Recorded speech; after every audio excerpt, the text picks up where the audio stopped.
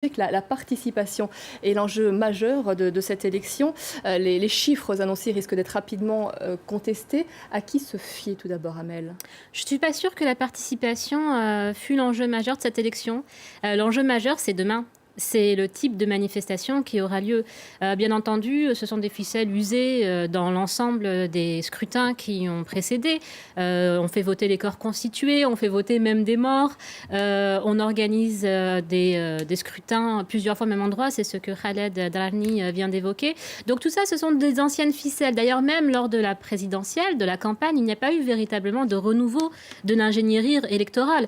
On a tenté de maintenir des meetings comme ça, panagérie, comme à l'époque de Boufika, sauf que ce qui fait la différence aujourd'hui, c'est que ça n'est pas possible. Avec ce type de candidat et sur ce type de scrutin-là, non seulement il n'y a aucune légitimité, mais ça ne fait aucun doute au vu des images et au vu des 10 mois qui viennent de passer en Algérie, mais il n'y a même pas de sortie de crise par les élections. Donc aujourd'hui, les élections en tant que telles, quel que soit leur taux de participation falsifié, qu'on ait un score à la Brejnev ou pas à la fin de la journée, ça n'est pas l'enjeu majeur pour les Algériens aujourd'hui. Alors, Brahim Mansour, moi je parlais d'enjeu majeur parce que c'est ce que demandait cette contestation anti-régime. Elle demandait aux électeurs de ne surtout pas aller voter.